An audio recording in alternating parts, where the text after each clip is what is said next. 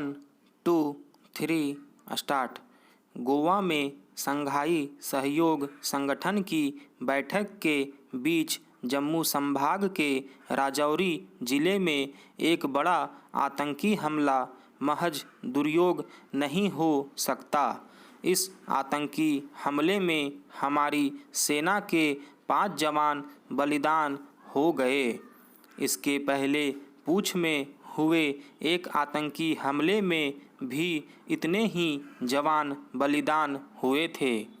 पूंछ की तरह राजौरी हमले की भी जिम्मेदारी पाकिस्तानी आतंकी संगठन जैश-ए-मोहम्मद के समर्थन वाले एक आतंकवादी गुट ने ली है। हैरानी नहीं कि राजौरी में आतंकी हमला गोवा में संघाई सहयोग संगठन की बैठक के कारण किया गया हो, ताकि दुनिया का ध्यान जम्मू कश्मीर की ओर खींचा जा सके। पाकिस्तान आधारित और उसकी ओर से पाले पोसे जा रहे आतंकी संगठनों की ओर से इसके पहले भी जम्मू कश्मीर में उन अवसरों पर हमले किए जा चुके हैं जब कोई बड़ा विदेशी अतिथि भारत आया है। यह मानने के अच्छे भले कारण हैं कि पाकिस्तानी विदेश मंत्री बिलावल भुट्टो की संघाई सहयोग संगठन की बैठक में भागीदारी राजौरी में हुए आतंकी हमले की एक वजह बनी हो। इस बैठक में भारतीय विदेश मंत्री एस जयशंकर ने बिलावल भुट्टो के सम्मुख ही सीमा पार आतंकवाद को लेकर पाकिस्तान को खरी खरी सुनाई। इसके बाद भी इसमें संदेह है कि इससे पाकिस्तान की सेहत पर कोई असर पड़ेगा। इसका संकेत बिलावल भुट्टो के इस कथन से मिलता है कि आतंकवाद को कूटनीतिक हथियार बनाने से बचा जाना चाहिए। इसका सीधा अर्थ है कि पाकिस्तान आतंकवाद को सहयोग, समर्थन और संरक्षण देने से बाज आने वाला नहीं। पाकिस्तान के इसी रवैये के कारण भारतीय विदेश मंत्री यह कहने से नहीं चूके कि पाकिस्तान आतंक का उद्योग चलाने वाले प्रवक्ता की तरह बात कर रहा है। उन्होंने यह स्पष्ट करने में भी संकोच नहीं किया कि आतंक के पीड़ित और उसे बढ़ावा देने वाले एक साथ नहीं बैठ सकते। शायद इसी कारण संघाई सहयोग संगठन की बैठक के अवसर पर भारत और पाकिस्तान के विदेश मंत्रियों के बीच द्विपक्षीय स्तर पर कोई बातचीत नहीं हुई। इसकी आवश्यकता भी नहीं थी, क्योंकि पाकिस्तान अपनी हरकतों से बाज नहीं आ रहा है। बात केवल जम्मू कश्मीर में पाकिस्तान पोषित आतंकी गुटों की ओर से किए जाने वाले हमलों की ही नहीं, इसकी भी है कि पाकिस्तानी ड्रोन पंजाब में हथियार और नशीले पदार्थ गिराने में लगे हुए हैं।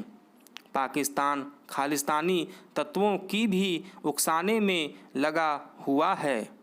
वह अपने यहाँ प्रशिक्षित आतंकियों की भारत में घुसपैठ भी कराता रहता है।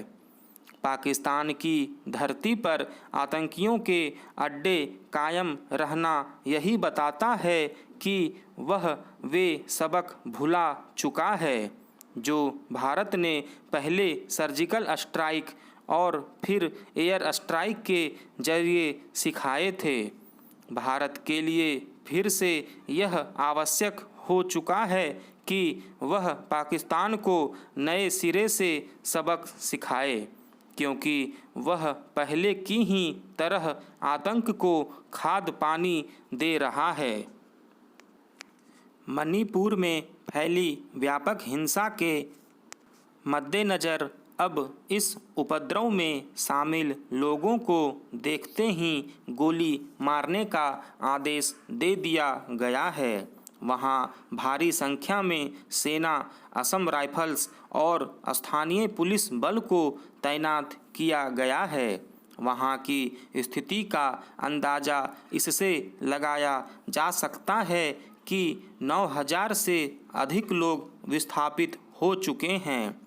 मणिपुर सरकार का कहना है कि लोग गलतफहमी के चलते हिंसा पर उतारू हो गए हैं, मगर सवाल है कि यह गलतफहमी पैदा कैसे हुई?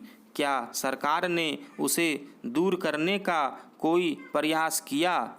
अगर सरकार ने सचमुच गंभीरता से इस मसले को सुलझाने का प्रयास किया होता तो शायद यह नौबत ही न आने पाती। दरअसल मणिपुर उच्च न्यायालय ने बुधवार को एक आदेश दिया जिसमें कहा गया है कि सरकार मैतेई समुदाय के लोगों को आदिवासी समुदाय का दर्जा देने पर विचार करे। इसी को लेकर दूसरे आदिवासी समुदाय के लोगों ने हिंसक प्रदर्शन शुरू कर दिया। हालांकि यह मामला नया नहीं है। मैतेई समुदाय लंबे समय से अपने को आदिवासी समुदाय में शामिल करने की मांग कर रहा है। इसी संबंध में अदालत का दरवाज़ा खटखटाया गया था, मगर इस हिंसक प्रदर्शन की असली वजह अदालत का फैसला नहीं बल्कि सरकार का रवैया है। इस साल फरवरी में जब सरकार ने पहाड़ी इलाकों से अवैध प्रवासियों को निकालना शुरू किया था, तभी पहली बार हिंसा भड़की थी। वहाँ की नगा और कुकी समुदाय की 33 जातियों को जनजाति का दर्जा मिला हुआ है और उनके लिए चिन्हित भूभाग पर किसी गैर जनजातीय समुदाय के व्यक्ति का कब्जा नहीं हो सकता। मगर जिन लोगों को प्रवासी बताकर बाहर निकाला गया, कुकी समुदाय उन्हें अपने लोग बता रहा था। दरअसल विवाद की असली वजह यही है कि अगर अदालत के कहने पर सरकार ने मैतेई समुदाय को जनजाति का दर्जा दे दिया तो वे नगा और कुकी के लिए आरक्षित भूखंडों पर भी कब्जा जमाना शुरू कर देंगे। मैतेई समुदाय वहां आर्थिक और राजनीतिक रूप से काफ़ी ताकतवर है। उनके हिस्से में भूखंड बेशक कम हो, पर संख्या बल में वे जनजातीय समुदायों से काफ़ी अधिक हैं और प्रदेश की राजनीति में 60 में से 40 विधानसभा सीटों पर काबिज हैं।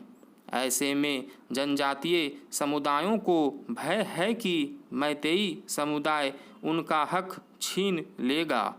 मैतेई समुदाय का कहना है कि मणिपुर के भारत में विलय से पहले उसे जनजातीय समुदाय का दर्जा मिला हुआ था, इसलिए उसकी पुरानी पहचान लौटा दी जाए।